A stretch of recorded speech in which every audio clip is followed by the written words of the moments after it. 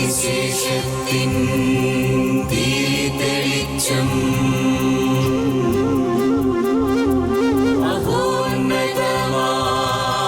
ആത്മാർപ്പണം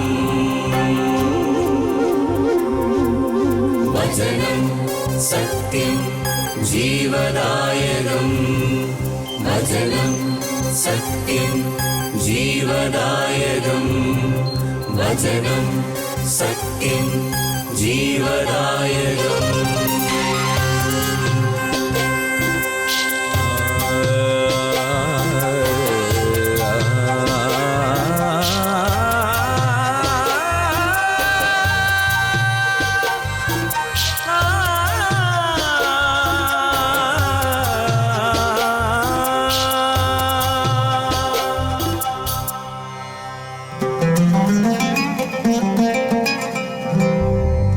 അധ്വാനിപ്പവർ തൻ സിരകളിലൊഴുകും ജീവൻ പകരും ദിവ്യഭോജനം.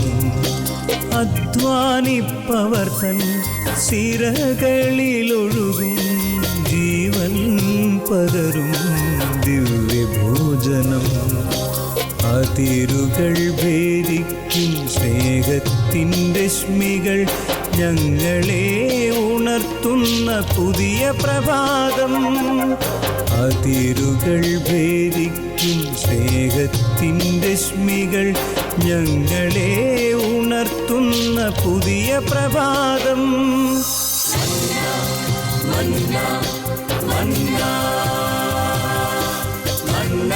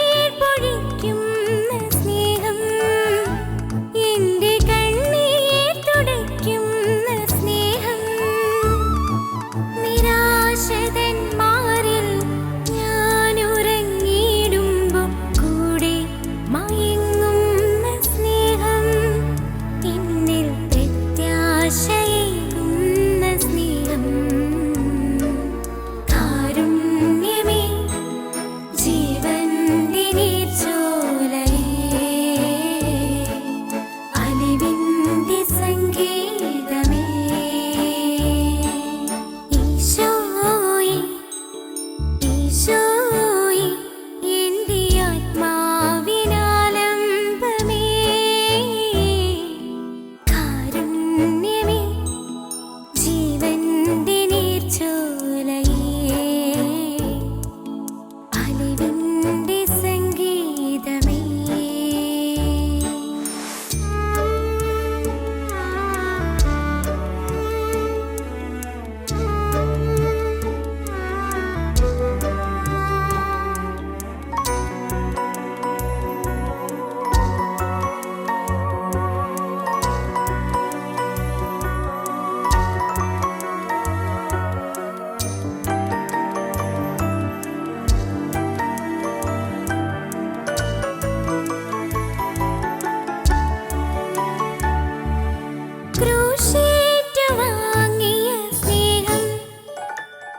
ക്രൂശിൽ ചോര ചൊരിഞ്ഞൊരു സ്നേഹം, ക്രൂശേറ്റു വാങ്ങിയ സ്നേഹം, ക്രൂശിൽ ചോര ചൊരിഞ്ഞൊരു സ്നേഹം, ഇന്നുമെൻ ജീവന്റെ കൈപ്പുനീരെല്ലാം വാങ്ങി കുടിക്കുന്ന സ്നേഹം, പിന്നെ സ്വർഗം വിടർത്തുന്ന സ്നേഹം. കാരുണ്യമേ, ജീവന്റെ നീർച്ചോലയേ, അലിവിന്റെ സംഗീതമേ, ഈശോയേ, ഈശോയേ, എന്റെ ആത്മാവിനാലംബമേ, കാരുണ്യമേ, ജീവന്റെ നീർച്ചോലയേ, അലിവിന്റെ സംഗീതമേ, ഈശോയേ, ഈശോയേ, എന്റെ ആത്മാവിനാലംബമേ, കാരുണ്യമേ, ജീവന്റെ നീർച്ചോലയേ, അലിവിന്റെ സംഗീതമേ.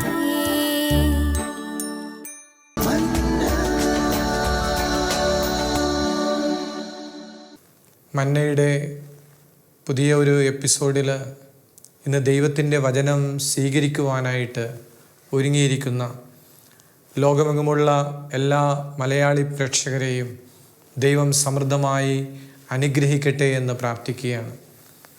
പ്രിയപ്പെട്ടവരെ, യോഹന്നാൻ എഴുതിയ സുവിശേഷത്തിൽ 1-ാം അധ്യായം 38-39 തിരുവചനങ്ങൾ. യേശു തിരിഞ്ഞ് അവർ തൻ്റെ പിന്നാലെ വരുന്നത് കണ്ട് ചോദിച്ചു, നിങ്ങൾ എന്തന്വേഷിക്കുന്നു? അവർ ചോദിച്ചു, റബ്ബി, ഗുരുവെന്നാണ് ഇതിനർത്ഥം, അങ്ങ് എവിടെയാണ് വസിക്കുന്നത്? അവൻ പറഞ്ഞു, വന്ന് കാണുക. അവർ ചെന്ന് അവൻ വസിക്കുന്നിടം കാണുകയും അന്ന് അവനോടൊപ്പം താമസിക്കുകയും ചെയ്തു. പ്രിയപ്പെട്ടവരെ, ശിഷ്യന്മാർ ചോദിക്കുന്ന ചോദ്യം വളരെ പ്രസക്തമായ ചോദ്യമാണ്. അങ്ങ് എവിടെയാണ് വസിക്കുന്നത്? അങ്ങ് എവിടെയാണ് വസിക്കുന്നത് എന്ന് ചോദിക്കുമ്പോൾ ഈശോയ്ക്ക് പറയാനുള്ളത്, കം ആൻഡ് സീ, വന്ന് കാണുക. അവർ ചെന്ന് അവൻ വസിക്കുന്നിടം കാണുകയും അന്ന് അവനോടൊപ്പം താമസിക്കുകയും ചെയ്തു.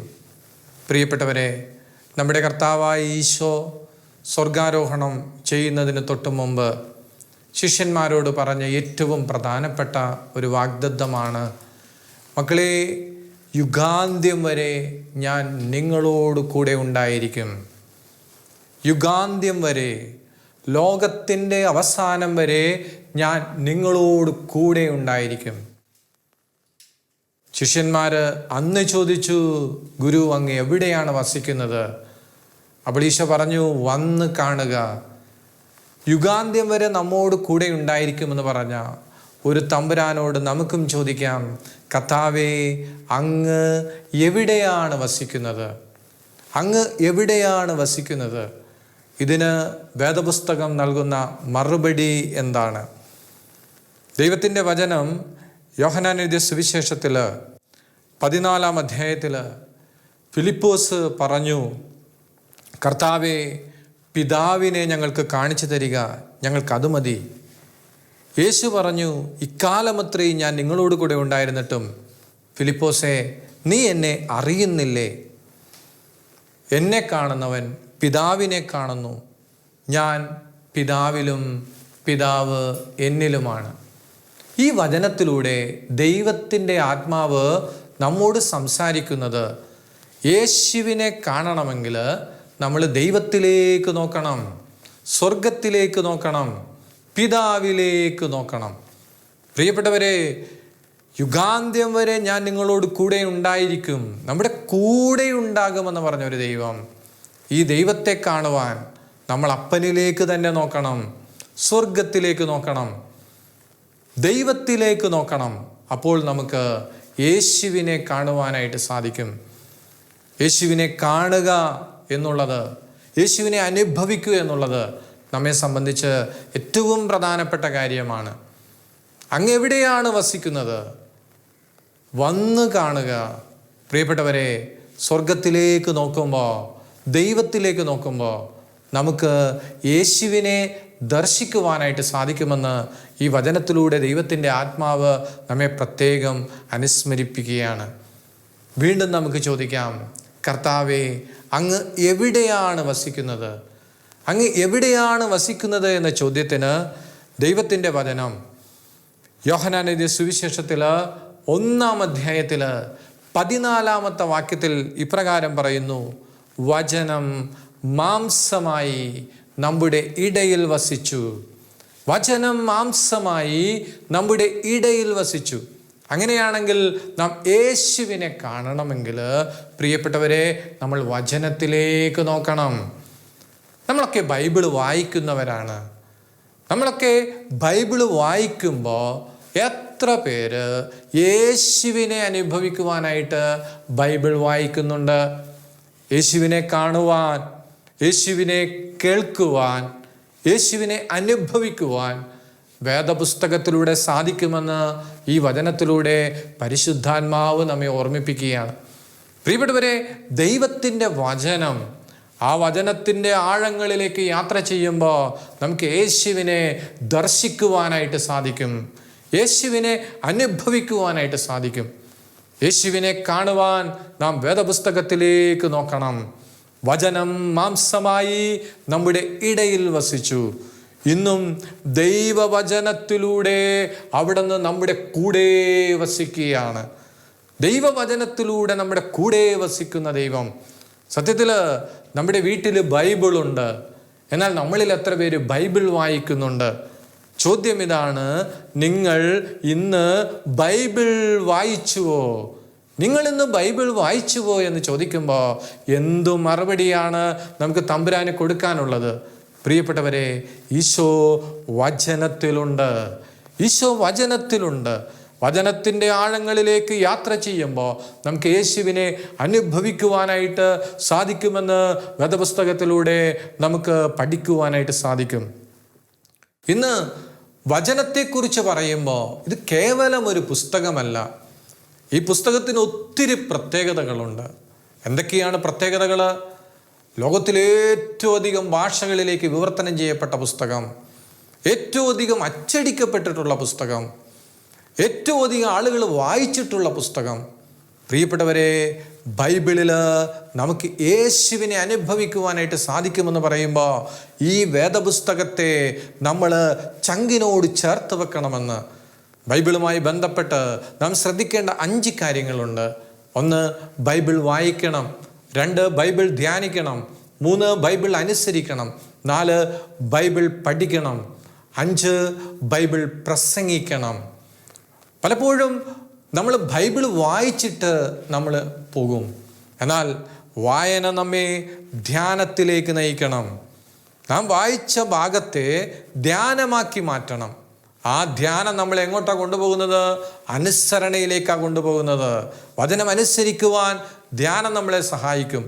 ആ അനുസരണം നമ്മെ പഠനത്തിലേക്ക് കൊണ്ടുപോകുന്നു. ദൈവവചനം പഠിക്കുവാനായിട്ട് നമുക്ക് സാധിക്കും. ദൈവവചനം പഠിച്ചു കഴിഞ്ഞാൽ 5-ാമത്തെ കാര്യം നമുക്ക് ചെയ്യാൻ പറ്റും. അതെന്താണ്? ബൈബിൾ പ്രസംഗിക്കണം. ബൈബിൾ പ്രസംഗിക്കണം. യഥാർത്ഥത്തിൽ ജ്ഞാനസ്നാനം നൽകി ദൈവം നമ്മളെ ലോകത്തിലേക്ക് അയക്കുകയാണ്. ഈ വചനം ലോകത്തോട് വിളിച്ചു പറയുവാൻ, ലോകത്തിൻ്റെ മുന്നിൽ ദൈവവചനത്തിൻ്റെ സാക്ഷികളാകാൻ. അതുകൊണ്ട് ദൈവവചനത്തോട് ആഴമായ ബന്ധമുണ്ടാകുമ്പോൾ സത്യത്തിൽ അത് യേശുവിനോടുള്ള ബന്ധമായി തീരുകയാണെന്ന് നമുക്ക് ഈ വചനത്തിലൂടെയൊക്കെ മനസ്സിലാക്കുവാനായിട്ട് സാധിക്കും. അപ്പോൾ ഈശോ എവിടെയാണ് വസിക്കുന്നത്? ആദ്യം നാം കേട്ടു, ഞാൻ പിതാവിലാണ്. യേശുവിനെ കാണണമെങ്കിൽ നമ്മൾ ദൈവത്തിലേക്ക് നോക്കണം. രണ്ടാമതായിട്ട് നമ്മൾ യേശുവിനെ കാണണമെങ്കിൽ നമ്മൾ വചനത്തിലേക്ക് നോക്കണം. മൂന്നാമതായിട്ട് ദൈവത്തിൻ്റെ വചനം പറയുന്നത് എന്താ? യോഹന്നാൻ എഴുതിയ സുവിശേഷം 6-ാം അധ്യായത്തിൽ 51-ാമത്തെ വാക്യം. സ്വർഗത്തിൽ നിന്നിറങ്ങിയ ജീവനുള്ള അപ്പം ഞാനാണ്. ആരെങ്കിലും ഈ അപ്പത്തിൽ നിന്ന് ഭക്ഷിച്ചാൽ അവൻ എന്നേക്കും ജീവിക്കും. ലോകത്തിൻ്റെ ജീവന് വേണ്ടി ഞാൻ നൽകുന്ന അപ്പം എൻ്റെ ശരീരമാണ്. പ്രിയപ്പെട്ടവരെ, തുറന്ന കണ്ണുകൊണ്ട് നമുക്ക് യേശുവിനെ ദർശിക്കുവാൻ സാധിക്കുന്ന ഏറ്റവും സുന്ദരമായ അനുഭവമാണ് പരിശുദ്ധ കുർബാന അല്ലെങ്കിൽ ദിവ്യകാരുണ്യം. ഇത് എൻ്റെ ശരീരമാണ്.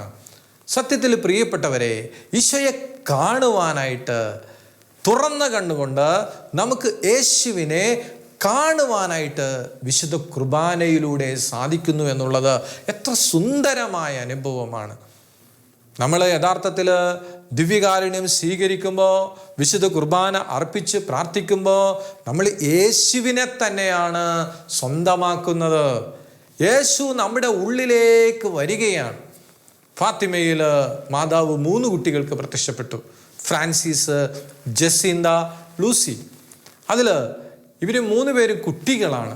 കുട്ടികളായിരിക്കുന്ന കാലത്തിൽ മുടങ്ങാതെ ബലിയർപ്പിക്കുവാനായിട്ട് പോകുന്ന ഈ കുട്ടികളിൽ ഒരാൾ ഫ്രാൻസിസ്, അവന് അസുഖം വന്ന് ദേവാലയത്തിലേക്ക് പോകുവാനായിട്ട് സാധിച്ചില്ല.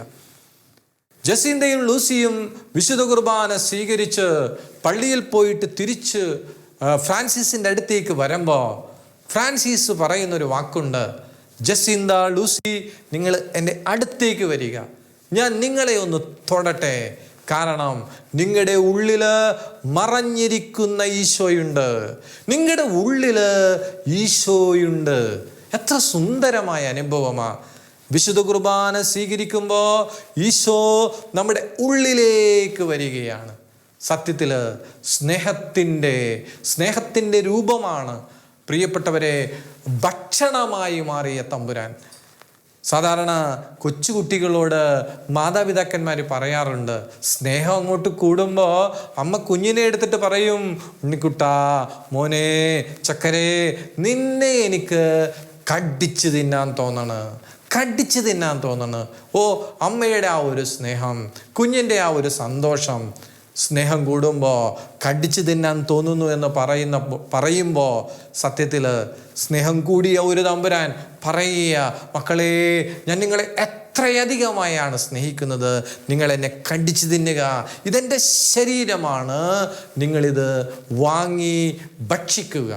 അതുകൊണ്ട് പ്രിയപ്പെട്ടവരെ, വിശുദ്ധ കുർബാനയോട്, ദിവ്യകാരുണ്യത്തോട് അഭേദ്യമായ ബന്ധം, ആ ബന്ധത്തിൽ വളരുവാനായിട്ട് നമുക്ക് സാധിക്കണം. ഇന്ന് അനേകർക്ക് സംശയമുണ്ട്, ദിവ്യകാരുണ്യത്തിൽ യേശു ഉണ്ടോ, വിശുദ്ധ കുർബാനയിൽ യേശു ഉണ്ടോ? ഈ ഒരു സംശയം ഉള്ള അനേകർ ഉണ്ട്. എന്നാൽ പ്രിയപ്പെട്ടവരെ, ഈശോയുടെ പരസ്യ ജീവിതത്തിൽ പലപ്പോഴും യേശുവിനെ തിരിച്ചറിഞ്ഞവരിൽ ഏറ്റവും പ്രധാനപ്പെട്ടത് പിശാച് തന്നെയാണ്. പിശാച് എപ്പോഴൊക്കെ ഈശോയെ കണ്ടുവോ പിശാചിന് മനസ്സിലായി ഇത് യേശുവാണെന്ന്. ഇന്നും നമുക്കറിയാം, സാത്താനെ ആരാധിക്കുന്നവര്, പിശാചിനെ ആരാധിക്കുന്നവര്, അവരുടെ ആരാധന എന്ന് പറയുന്നത് വിശുദ്ധ കുർബാന മോഷ്ടിച്ചിട്ട് ഈശോ എന്ത് ചെയ്യരുതെന്ന് പറഞ്ഞു അത് ദിവ്യകാരുണ്യത്തിന് മുമ്പിൽ ചെയ്തുകൊണ്ട് സാത്താനെ പ്രീതിപ്പെടുത്താൻ ശ്രമിക്കുന്ന സാത്താൻ്റെ പ്രിയപ്പെട്ടവർക്കറിയാം വിശുദ്ധ കുർബാനയിൽ യേശു ഉണ്ടെന്ന്. പ്രിയപ്പെട്ടവരെ, വിശ്വാസത്തിൻ്റെ കണ്ണുകൾ കൊണ്ട് ദിവ്യകാരുണ്യത്തിലേക്ക് നോക്കുമ്പോൾ യേശുവിനെ നമുക്ക് കാണുവാനായിട്ട് സാധിക്കും. അതേ പ്രിയപ്പെട്ടവരെ, ഈശോ പിതാവിലുണ്ട്, ഈശോ വചനത്തിലുണ്ട്, ഈശോ ദിവ്യകാരുണ്യത്തിലുണ്ട്. 4-മതായിട്ട് മത്തായി എഴുതിയ സുവിശേഷം 18-ാം അധ്യായം 19-20 വാക്യങ്ങൾ. അവിടെ എങ്ങനെയാ പറയുന്നത്? ഭൂമിയിൽ നിങ്ങൾ 2 പേർ യോജിച്ച് ചോദിക്കുന്ന ഏത് കാര്യവും എൻ്റെ സ്വർഗസ്ഥനായ പിതാവ് നിറവേറ്റിത്തരും. എന്തെന്നാൽ 2-3 പേർ എൻ്റെ നാമത്തിൽ ഒരുമിച്ച് കൂടുന്നിടത്ത് അവരുടെ മധ്യത്തിൽ ഞാൻ ഉണ്ടായിരിക്കും. ദിവ്യകാരുണ്യത്തിൽ യേശുവുണ്ട്. വിശുദ്ധ കുർബാനയിൽ യേശുവുണ്ട് എന്ന് പറയുന്നത് പോലെ തന്നെ പ്രധാനപ്പെട്ടതാണ് ഈശോ കൂട്ടായ്മയിലുണ്ട്. 2-3 പേർ യേശുവിൻ്റെ നാമത്തിൽ എവിടെ ഒരുമിച്ച് കൂടുന്നുവോ അവരുടെ മധ്യത്തിൽ ഞാൻ ഉണ്ടായിരിക്കുമെന്ന് ഈ വാക്ക് പറഞ്ഞവൻ വാക്ക് പാലിക്കുന്ന ദൈവമാണ്. അതുകൊണ്ട് ഇന്ന് നമ്മൾ പ്രിയപ്പെട്ടവരെ പ്രാർത്ഥനാ ഗ്രൂപ്പിൽ പങ്കെടുക്കുമ്പോൾ, നമ്മൾ ധ്യാന ശുശ്രൂഷകളിൽ പങ്കെടുക്കുമ്പോൾ സത്യത്തിൽ അവിടെ എന്താ സംഭവിക്കുന്നത്? യേശുവിൻ്റെ നാമത്തിൽ ഒരുമിച്ച് കൂടുന്ന ആ കൂട്ടായ്മയിലേക്ക് യേശു കടന്നു വരികയാണ്. യേശു കടന്നു വരികയാണ്. സത്യത്തിൽ നമുക്ക് ഈ കൂട്ടായ്മയിൽ യേശുവിനെ അനുഭവിക്കുവാനായിട്ട് എത്ര പേർക്ക് സാധിച്ചിട്ടുണ്ട്? പ്രിയപ്പെട്ടവരെ, ഈശോ നമ്മുടെ കൂടെ ആയിരിക്കുന്ന അനുഭവമാണ് കൂട്ടായ്മയിൽ സംഭവിക്കുന്നത്. അതിനെ കൃത്യമായിട്ട് പറയുന്നത് 2 3 പേർ എൻ്റെ നാമത്തിൽ എവിടെ ഒരുമിച്ച് കൂടുന്നുവോ. സത്യത്തിൽ നമ്മൾ 2 3 പേരൊക്കെ ഒരുമിച്ച് കൂടുന്നത് നമ്മുടെ വീട്ടിൽ തന്നെയാണ്. നമ്മുടെ വീട്ടിലുള്ള കൂട്ടായ്മയിൽ നമ്മുടെ കുടുംബത്തിലേക്ക് യേശു കടന്നു വരുവാൻ കുടുംബ പ്രാർത്ഥന സഹായകരമാണ്. അതേപോലെ തന്നെ പ്രിയപ്പെട്ടവരെ, വിശ്വാസികളുടെ സമൂഹമാണ് തിരുസഭ. ക്രിസ്തുവിൻ്റെ ഭൗതിക ശരീരമാണ് തിരുസഭ. തിരുസഭയിൽ ഈശോയുണ്ട്, കൂട്ടായ്മകളിൽ ഈശോയുണ്ട്. ഈശോയെ കാണുവാനായിട്ട് നമ്മൾ കൂട്ടായ്മയിലേക്ക് പോകുന്നു. പ്രാർത്ഥനാ ഗ്രൂപ്പിൽ നമ്മൾ താല്പര്യപൂർവ്വം പങ്കെടുക്കുമ്പോൾ സത്യത്തിൽ നമുക്ക് യേശുവിനെ ദർശിക്കുവാനായിട്ട് സാധിക്കും, യേശുവിനെ അനുഭവിക്കുവാനായിട്ട് സാധിക്കും. അതെ, യേശു പറയുന്നു, എൻ്റെ നാമത്തിൽ നിങ്ങൾ എവിടെ ഒരുമിച്ച് കൂടിയാലും നിങ്ങളുടെ മധ്യത്തിലേക്ക് ഞാൻ കടന്നു വരും. എത്ര സുന്ദരമാണ് ഈ അനുഭവം! അതുകൊണ്ട് ഞാൻ കൂട്ടായ്മയിലേക്ക് പോകുന്നത് ഞാൻ യേശുവിനെ കാണുവാനാണ്, യേശുവിനെ ദർശിക്കുവാനാണ്, യേശുവിനെ അനുഭവിക്കാനാണ് എന്ന ബോധ്യം കൂട്ടായ്മയിൽ പങ്കെടുക്കുന്ന ഓരോ വിശ്വാസിക്കും ഉണ്ടാകണമെന്ന് ഈ വചനത്തിലൂടെ കടന്നു പോകുമ്പോൾ എൻ്റെ പ്രിയപ്പെട്ടവരെ നമുക്ക് മനസ്സിലാക്കുവാനായിട്ട് സാധിക്കും. വീണ്ടും നമുക്ക് കർത്താവിനോട് ചോദിക്കാം, ഗുരു, അങ്ങ് എവിടെയാണ് വസിക്കുന്നത്? അങ്ങ് എവിടെയാണ് വസിക്കുന്നത് എന്ന് ചോദിക്കുമ്പോൾ ഈശോയ്ക്ക് പറയാനുള്ളത് മത്തായി എഴുതിയ സുവിശേഷം 25-ാം അധ്യായം 40-ാമത്തെ വാക്യമാണ്. സത്യമായി ഞാൻ നിങ്ങളോട് പറയുന്നു, എൻ്റെ ഏറ്റവും എളിയ ഈ സഹോദരന്മാരിൽ ഒരുവന് നിങ്ങളിത് ചെയ്തു കൊടുത്തപ്പോൾ എനിക്ക് തന്നെയാണ് ചെയ്തത്. പ്രിയപ്പെട്ടവരെ, ലാസ്റ്റ് ജഡ്ജ്മെൻറ്റിൽ സ്വർഗത്തിലേക്ക് പ്രവേശിക്കുന്നതിനായിട്ട് മുന്നോടിയായിട്ട് കർത്താവ് ചോദിക്കുന്ന ചില ചോദ്യങ്ങൾ മത്തായി 25-ാം അധ്യായത്തിൽ 34 മുതലുള്ള വാക്യങ്ങളിൽ നമുക്ക് കാണുവാനായിട്ട് സാധിക്കും. അനന്തരം രാജാവ് തൻ്റെ വലതു ഭാഗത്തുള്ളവരോട് അരുളി ചെയ്യും, എൻ്റെ പിതാവിനാൽ അനുഗ്രഹിക്കപ്പെട്ടവരേ വരുവിൻ, ലോകസ്ഥാപനം മുതൽ നിങ്ങൾക്കായി സജ്ജമാക്കിയിരിക്കുന്ന രാജ്യം അവകാശപ്പെടുത്തുവിൻ. എന്നാൽ എനിക്ക് വിശന്നു, നിങ്ങൾ ഭക്ഷിക്കാൻ തന്നു, എനിക്ക് ദാഹിച്ചു, നിങ്ങൾ കുടിക്കാൻ തന്നു. ഞാൻ പരദേശിയായിരുന്നു, നിങ്ങൾ എന്നെ സ്വീകരിച്ചു. ഞാൻ നഗ്നനായിരുന്നു, നിങ്ങൾ എന്നെ ഉടുപ്പിച്ചു. ഞാൻ രോഗിയായിരുന്നു, നിങ്ങൾ എന്നെ സന്ദർശിച്ചു. ഞാൻ കാരാഗ്രഹത്തിലായിരുന്നു, നിങ്ങൾ എൻ്റെ അടുത്തു വന്നു. പ്രിയപ്പെട്ടവരെ, അപ്പോൾ ഈശോ എവിടെയാണ് എന്ന് ചോദിക്കുമ്പോൾ അതിനുള്ള മറുപടി, വേദനിക്കുന്നവരിൽ യേശുവുണ്ട്, പാവപ്പെട്ടവരിൽ ഈശോയുണ്ട്. ദുർഗന്ധം വമിക്കുന്ന, ചറമൊലിക്കുന്ന, ജീവനുള്ള ശരീരത്തിൽ നിന്ന് പുഴുക്കൾ അരിച്ചിറങ്ങുന്ന അത്രമാത്രം ദുർഗന്ധമുള്ള ആ ശരീരങ്ങളെ ചങ്കിനോട് ചേർത്ത് വെക്കുന്ന മദർ തെരേസയോടാണ് പത്രപ്രവർത്തകർ ചോദിച്ചത്. ചോദിക്കുന്നവർ പോലും മൂക്കുകുത്തിക്കൊണ്ട് ചോദിക്കുന്ന രീതിയിൽ, അമ്മയ്ക്ക് എങ്ങനെയാണിത് സാധിക്കുന്നത്? മദർ പറഞ്ഞത് എന്താ? ഞാൻ ശുശ്രൂഷിക്കുന്നത് എൻ്റെ യേശുവിനെയാണ്. പ്രിയപ്പെട്ടവരെ, വേദനിക്കുന്നവരിൽ നമുക്ക് യേശുവിനെ കാണുവാനായിട്ട് സാധിക്കണം. രോഗികളിൽ നമുക്ക് യേശുവിനെ കാണുവാനായിട്ട് സാധിക്കണം. പാവപ്പെട്ടവനിൽ നമുക്ക് യേശുവിനെ കാണുവാനായിട്ട് സാധിക്കണം. അതേ, വേദനിക്കുന്നവരിൽ യേശുവുണ്ട്. അവസാനമായിട്ട് ഒരിക്കൽ കൂടി ചോദിക്കാം, ഗുരു, അങ്ങ് എവിടെയാണ് വസിക്കുന്നത്? അവൻ പറഞ്ഞു, വന്ന് കാണുക. എവിടെയാ വസിക്കുന്നത്? വേദപുസ്തകം പറയുന്നു, 2 കൊറിന്തോസ് 13-ാം അധ്യായത്തിൽ 5-ാമത്തെ വാക്യം, യേശു ക്രിസ്തു നിങ്ങളിലുണ്ട് എന്ന് നിങ്ങൾക്ക് ബോധ്യമായിട്ടില്ലേ? യേശു ക്രിസ്തു നിങ്ങളിലുണ്ട് എന്ന് നിങ്ങൾക്ക് ബോധ്യമായിട്ടില്ലേ? പാട്ടുകാരൻ പാടി, ഈശ്വരനെ തേടി ഞാൻ നടന്നു, ഒരുപാട് ഇടങ്ങളിൽ അലഞ്ഞു, ഒരിടത്തും കണ്ടു കിട്ടിയില്ല. അവസാനം എന്നിലേക്ക് തിരിഞ്ഞു, എൻ്റെ ഹൃദയത്തിൽ ഇതാ എനിക്കെൻ്റെ തമ്പുരാനെ ദർശിക്കുവാനായിട്ട് സാധിച്ചു. അതേ പ്രിയപ്പെട്ടവരെ, ഈശോയുടെ ശരീരം, ഈശോയുടെ അവയവമാണ് സത്യത്തിൽ നമ്മുടെ ശരീരം. പരിശുദ്ധ തൃത്വം നമ്മുടെ ഹൃദയത്തിൽ വസിക്കുന്നു എന്നുള്ളതാണ് ഏറ്റവും സുന്ദരമായ ദൈവാനുഭവം എന്ന് പറയുന്നത്. അതെ, അതുകൊണ്ടാണ് പൗലോസ്ലീഹ പറഞ്ഞത്, നിങ്ങളിൽ വസിക്കുന്ന ദൈവദത്തമായ പരിശുദ്ധാത്മാവിൻ്റെ ആലയമാണ് നിങ്ങളുടെ ശരീരമെന്ന് നിങ്ങൾക്ക് അറിഞ്ഞുകൂടെ. അതേ, യേശുവിൻ്റെ ആലയമാണ്, പരിശുദ്ധാത്മാവിൻ്റെ ആലയമാണ്, പരമപിതാവിൻ്റെ ആലയമാണ് നമ്മുടെ ശരീരം. അതുകൊണ്ട് പ്രിയപ്പെട്ടവരെ, യേശുവിനെ കാണുവാൻ യുഗാന്ത്യം വരെ ഞാൻ നിങ്ങളോട് കൂടെ ഉണ്ടായിരിക്കുമെന്ന് പറഞ്ഞ യേശുവിനെ കാണുവാൻ, ഒന്ന് നമ്മൾ പിതാവിലേക്ക് നോക്കുക, രണ്ട് നമ്മൾ ദൈവവചനത്തിലേക്ക് നോക്കുക, മൂന്ന് നമ്മൾ ദിവ്യകാരുണ്യത്തിലേക്ക് നോക്കുക, നാല് നമ്മൾ കൂട്ടായ്മയിലേക്ക് നോക്കുക, അഞ്ച് നമ്മൾ വേദനിക്കുന്നവരിലേക്ക് നോക്കുക, ആറാമതായിട്ട് നമ്മൾ നമ്മുടെ ഹൃദയത്തിലേക്ക് നോക്കുക. നമ്മുടെ യേശു നമ്മുടെ ഉള്ളിലുണ്ട് എന്നത് എത്രയോ സന്തോഷമുള്ള കാര്യമാണ്.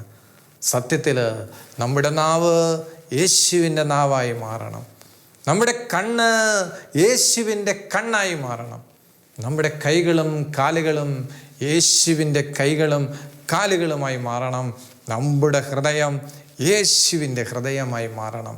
ഇതാണ് സുവിശേഷം, ഇതാണ് മാനസാന്തരം, ഇതാണ് നവീകരണം, ഇത് തന്നെയാണ് സുവിശേഷ പ്രഘോഷണം.